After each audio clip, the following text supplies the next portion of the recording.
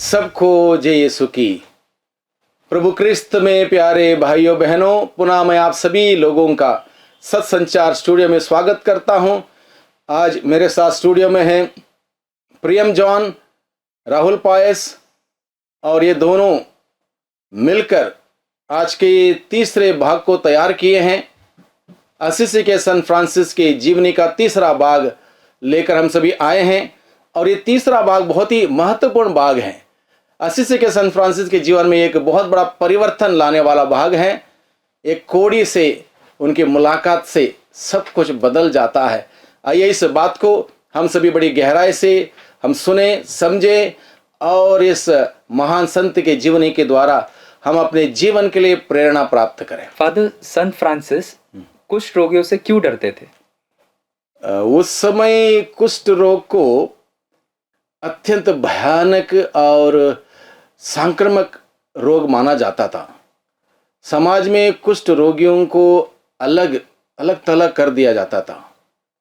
Francis भी सामान्य लोगों की तरह उनसे इसलिए डरते थे और घृणा भी करते थे क्योंकि उनको डर था कि उनका रोग मुझे ना लगे, और उनकी रोगियों की घाव, उससे आने वाली बदबू, इन सभी बातों से उनको बहुत ही घृणा होती थी। वह भय सामाजिक धारणा और शारीरिक बीमारी दोनों से जुड़ी हुई थी, इसलिए वह बिल्कुल ही कुष्ठ रोगियों को पसंद नहीं करते थे। तो फादर, उस समय रोगियों को गले लगाना इतना क्रांतिकारी क्यों होता था? ये आपका सवाल है।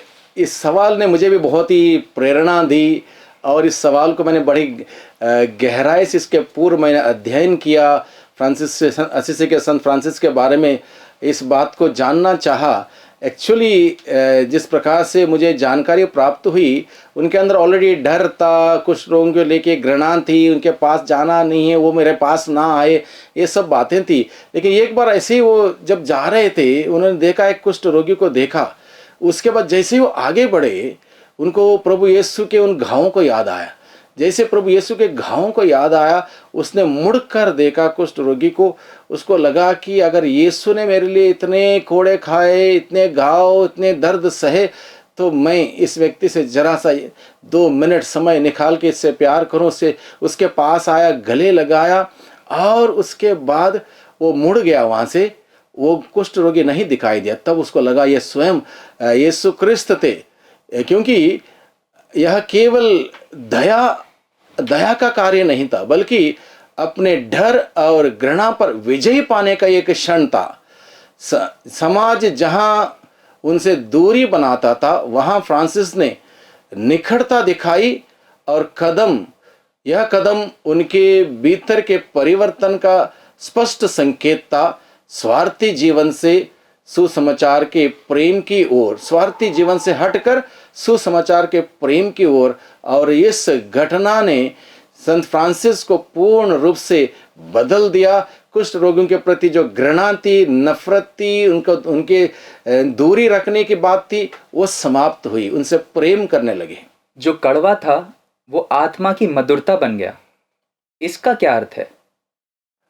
असिसी के संत फ्रांसिस ने स्वयं कहा कि जो अनुभव पहले उन्हें कड़वा और घृणित लगता था, वही बाद में आत्मिक आनंद का स्रोत बन गया। इसका अर्थ है कि जब उन्होंने प्रेम के साथ उस व्यक्ति को अपनाया, उस कोढ़ी को अपनाया, तो उनका हृदय बदल गया, और उन्हें भीतर से एक गहरी शांति का आभास हुआ। यह है, कड़वापन मिठास में बदल गया। फादर जी, हम पाते हैं संत लूकस का सुसमाचार वाक्यांश 11 से 19 में कि उससे घटना कैसे जुड़ रही है। हाँ, संत लूकस का सुसमाचार अध्याय 17 में पद संख्या 11 से 19 में हम लोग पढ़ते हैं, 10 कोढ़ियों के बारे में पढ़ते हैं। 10 कोढ़ियों की पीड़ा, उसके बारे में जो भी हम जानते समझते हैं। और ये उदाहरण यह दर्शाता है कि परमेश्वर का प्रेम उन तक भी पहुंचता है जिन्हें समाज ने ठुकरा दिया हो। फ्रांसिस ने उसी करुणा का अनुसरण किया। हर एक व्यक्ति को जो समाज ने ठुकरा दिया था, दूर कर दिया था, अपने घर परिवार से प्रियजनों से दूर किया था, उन सबों को अपनाया, गले लगाया, उनको मान सम्मान इज्जत दी। इस प्रकार से सुंदर सुंदर एक उदाहरण असीसी के संत फ्रांसिस ने हमारे सम्मुख रखा। फादर, मती 25 वाक्यांश 40 का अर्थ क्या है? हाँ, ये प्रसंग अगर हम गहराई में जाएंगे, ये अंतिम न्याय का एक दृष्टांत है, लास्ट जजमेंट। और जजमेंट का प्रक्रिया वहाँ पर अगर हम ध्यान से पढ़ेंगे, वो इस प्रकार से है। प्रभु यीशु कहता है, मैं भूखा था तुमने खिलाया, प्यासा था पिलाया, परदेशी था अपने यहाँ ठहराया, मैं नंगा था तुमने मुझे पहनाया। और इस प्रकार से सेवा जो की, यहाँ पर इस बात को इस प्रकार से हम देख सकते हैं असीसी के संत फ्रांसिस के जीवन के साथ जोड़ते हुए, जो तुमने मेरे इन छोटे से छोटे भाइयों में से किसी एक के लिए जो कुछ भी किया वह मेरे लिए किया, ये प्रभु यीशु कहता है। तो असीसी के संत फ्रांसिस ने कुष्ठ रोगी में स्वयं मसीह का चेहरा देखा और इसी अंदाज से हर व्यक्ति से वो मिले, हर कोड़ी से मिले, उनको गले लगाया और छोटा छोटा ये कार्य जो किया, इस कार्य के द्वारा हम सबों को सुसमाचार की गहराई तक जाने के लिए और उसको जीने के लिए हमें उसने अपने जीवन के उदाहरण के द्वारा सिखाया।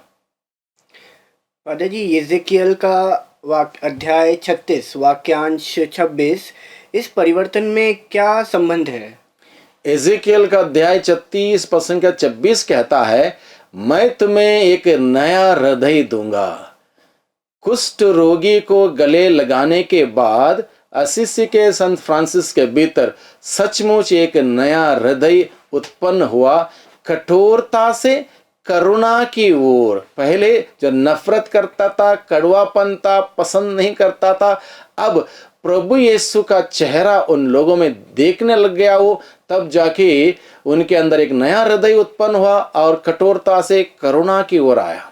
फादर, इस मुलाकात ने प्रेम के बारे में उनके जीवन में क्या बदलाव लाया? पहले उनका प्रेम मित्रों तक और आनंद तक, उनके साथ आनंद मनाने तक सीमित था। लेकिन इस घटना के बाद उन्होंने समझा कि सच्चा प्रेम बलिदान, साहस और करुणा से भरा हुआ होता है।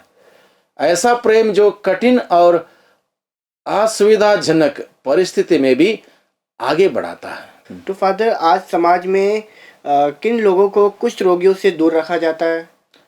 आज भी समाज कुछ लोगों को कुष्ठ रोगियों के भांति अलग थलग करता है।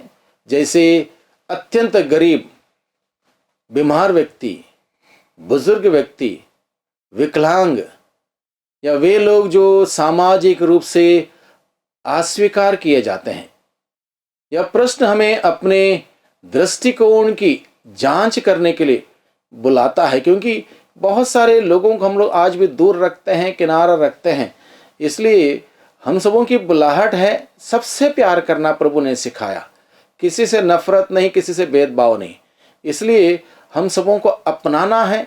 जब हम एक दूसरे के साथ कनेक्टेड होंगे तभी हम ईश्वर के साथ जुड़ जाएंगे। फादर, कौन कौन से भय हमें दया दिखाने से रोकते हैं? बीमारी का डर, मान लो कोई कुष्ठ रोगी, आज भी हम लोग डरते हैं। कुष्ठ रोगी से थोड़ी हम उसके पास जाएंगे, हम सोचेंगे पता नहीं ये बीमारी फैलेगी। सामाजिक आलोचना से हम डरते हैं। अगर हम जाएंगे, कुछ ऐसा कुछ काम करेंगे, लोग बोलेंगे, समाज आजकल बोलता ही है, सालों समाज के आलोचना से हम डरते हैं। समय और सुविधा खोने का डर, क्योंकि किसी की मदद करना हो समय देना पड़ेगा और असुविधाओं का सामना करना पड़ेगा, सुविधा से बाहर आना पड़ेगा। इस प्रकार से अलग अलग प्रकार से हम डरते हैं। ये सब हमें सच्ची करुणा दिखाने में रोक सकते हैं। इसलिए इन सभी बातों से बचना है। असीसी के संत फ्रांसिस के उस उदाहरण को हमें अपनाना है, तब हम लोगों की सेवा करते हुए प्रभु की सेवा कर सकते हैं। सच्ची दया देने वालों को भी उतना ही क्यों बदल देती है जितना पाने वालों को? सच्ची दया दिखाने वालों को भी उतना ही क्यों बदल देती है, आपका सवाल है, जितना पाने वालों को। यानी कि मैं किसी के प्रति दया दिखाऊंगा, उसको तो अच्छा लगेगा ही, और उसका फल मुझे अवश्य मिलेगा। क्योंकि जब हम सच्ची दया दिखाते हैं तो हमारा हृदय विस्तार होता है, हम अपने स्वार्थ से बाहर निकलते हैं। दया केवल सामने वाले की स्थिति नहीं बदलती, बल्कि हमारे भीतर भी नम्रता, संवेदनशीलता और परमेश्वर की निकटता हमें जगाती है और उत्पन्न करती है। फ्रांसिस के लिए यह क्षण केवल एक सेवा नहीं था, या उनके जीवन की दिशा बदलने वाला एक नया मोड़ था। तो प्यारे भाइयों बहनों, यह था संत फ्रांसिस के असीसी की जीवनी का तीसरा भाग। इसमें हम लोगों ने बहुत सारी बातें हमने सुनी, किस महत्वपूर्ण घटना के द्वारा उनका जीवन बदल गया और उसके बाद उनके जीवन में नयापन आया, सोच विचार बदल गए, आदतें स्वभाव बदल गया। और हम सबों को भी इस महान संत के जीवन के उदाहरण को अपनाते हुए हमारे जीवन में परिवर्तन लाना है। जिसको हम दूर रखते हैं, जिससे हम नफरत करते हैं, जो हमें अच्छा नहीं लगता, उन बातों पर हमें ध्यान करते हुए, प्रभु की सहायता प्राप्त करते हुए कैसे हम प्रभु का प्यार को उनके साथ बांट सकते हैं, इस बात को हमें सीखने की जरूरत है। प्रभु हम सबों को आशीष दे, बरकत दे। सबको धन्यवाद इस एपिसोड में, इस भाग में हमारे साथ समय बिताने के लिए। और प्रभु की आशीष और असीसी के संत फ्रांसिस के मध्यस्थ हम सबों को मिलती रहे, ताकि हम नेक कार्य करते हुए अच्छा क्रिस्तीय जीवन बिताते हुए प्रभु की महिमा करें। सबको धन्यवाद, सबको जय यीशु की।